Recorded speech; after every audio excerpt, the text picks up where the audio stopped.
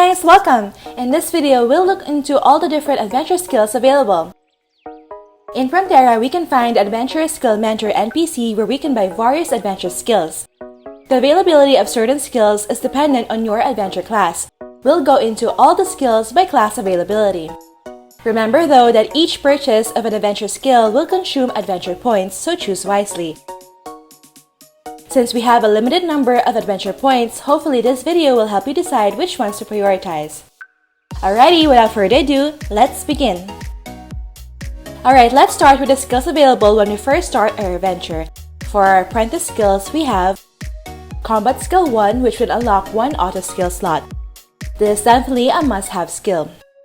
Next, Hand in Hand will invite an ally to join hands. When you are holding hands, you will only pay 20% of the teleport fee of your ally. Take note that this works for teleport and not party teleport. In addition, certain activities require holding hands such as the Zodiac Guidance. This skill is kind of optional but still useful. Next, Blink will allow our avatar to blink. After you purchase this, the happy emoji and playful emoji will also become available for purchase. I noticed that you can usually trigger these when in battle. Of course, these are only cosmetic and are non-essential skills. Next, Free View will give you a 360 view while using the camera. Just click the circular arrow icon at the upper right corner of the screen and you can now move the view as you move your device. You can even look up into the night sky. Next, for another camera skill, we have Advanced Composition. To use it, just click the photo icon at the top right corner of the screen. This skill allows us to have different composition for shots. These camera lens skills are not essential but are nice to have if you have extra points to spare. Finally, Large Backpack gives us an additional 20 bag slots. Next, once we reach Scout, we can learn the following skills. Stay Alert is probably one of the most useful skills.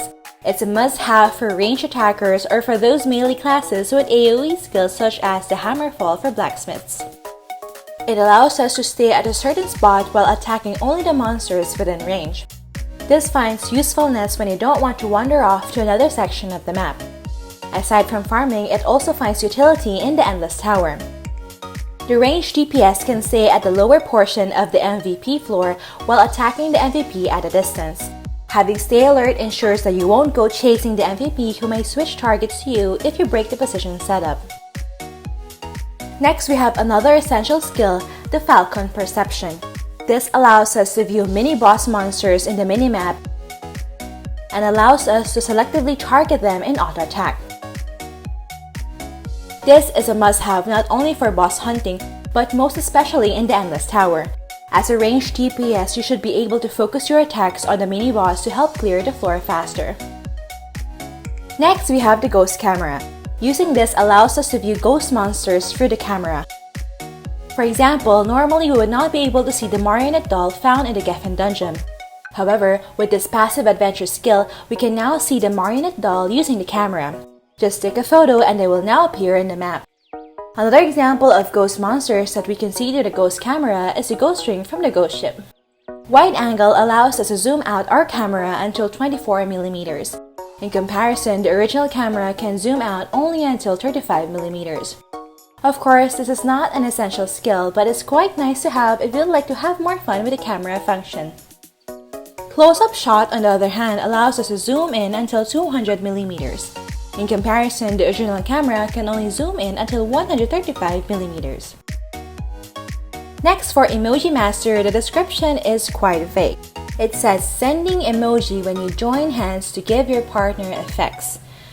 I tried this out with both characters with the Emoji Master skill and upon holding hands, nothing happened. Sending emojis also doesn't cost anything to happen. This is not worth the skill point, I think. If anyone knows how this works, please comment down below. And finally, Storage Genius gives 20 additional slots for your personal storage. Next, once we reach Adventure Class F, here are the available adventure skills. Wolf King Perception is similar to Falcon Perception, but this time is for MVP bosses. With this skill, you can see MVP bosses within 20 meters from you in the minimap. In addition, you can selectively target MVP bosses in auto battle. This is a must-have skill. Whether you're a tank or damager, you definitely should get this. Next, Adventure Skill Socket 1 gives you an additional bar of skill slots. By clicking the Kitty Cat logo, you can quickly switch between different skill sets. This is extremely useful for job classes that heavily utilize multiple skills, such as, for example, full support priests with their buffs or wizards with their various elemental skills. If you already purchased the Adventure Skill Socket 1, you can purchase the Adventure Skill Socket 2 when you reach Adventure Class E. This time, you can switch between free preset skill sets. Furthermore, upon reaching Adventure Class D, you can purchase Adventure Skill Socket free, which will add another bar.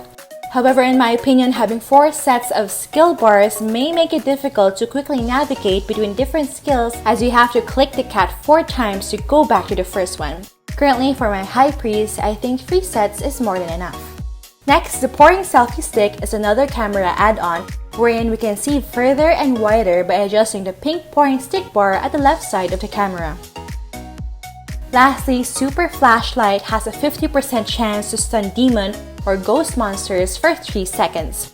This is a passive skill that works when you walk around with your camera and take photos of demon or ghost monsters. You know they're stunned when they show the yellow stars over their head. However, I won't recommend this skill because you won't necessarily be walking around with your camera when farming. For the Adventure Class E skills, we have the following. First Aid 2 increases First Aid capability. Originally, the First Aid skill will restore only 100 HP, but with this, you can now restore 150 HP for your character. This is good if you have an extra auto slot to spare and don't want to rent Goro, the healer kitty cat. Speaking of kitty cats, Mercenary Pack lets you use 2 cats to fight with you in a party. Originally, you can only invite 1 kitty cat, but with this adventure skill, you can now invite 2 cats. This is extremely useful, especially for solo farmers, as you can get an additional support or damage from more kitty cats. Next, the Butterfly skill allows you to use the giant butterfly wing item to teleport party members following you to your saved location. Make sure your allies are following you. Then, upon using the giant butterfly wing item, you can now teleport them to your safe location. You can purchase the giant butterfly wing from the item shop. Next, Leaflet Album 1 expands your photo album storage by 15 slots. And lastly, Backpack Expansion gives us another 20 bag slots.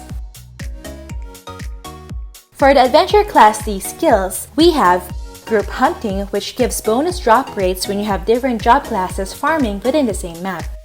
When you have 3 different job classes, the bonus is 10%. For 4 different job classes, you have a 15% bonus. And for 5 different job classes, you have a 20% bonus drop rate.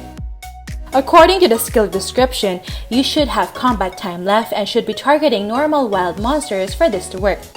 Using this skill will give us additional Zenny and loot if we farm with friends from various job classes. Next, Stay Calm allows us to automatically wear equipment when we get stripped off of our equipment. This usually comes in handy during PvP. Next, Accomplished Worker gives us 1 additional working place for our pets. This is an account sharing feature, thus you only have to purchase this from one of your characters. Then it will be activated for all characters within the same account. Next, Storage Expansion 1 gives us 20 additional slots for personal storage.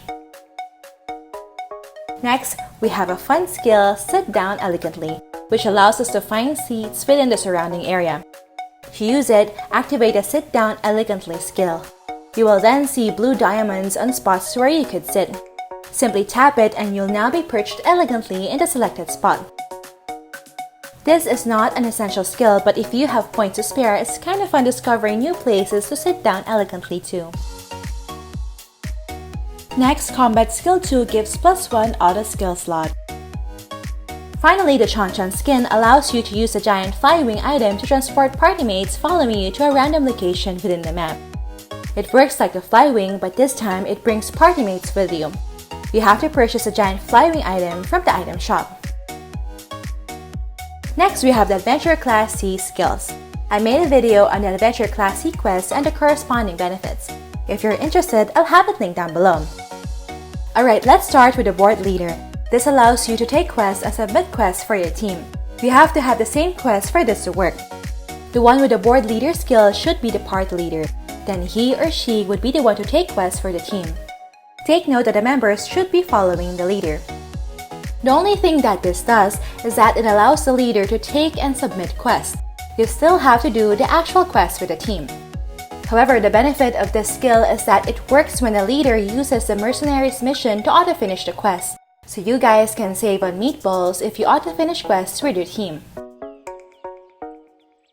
Next, Space Expansion gives you an additional 20 bag slots.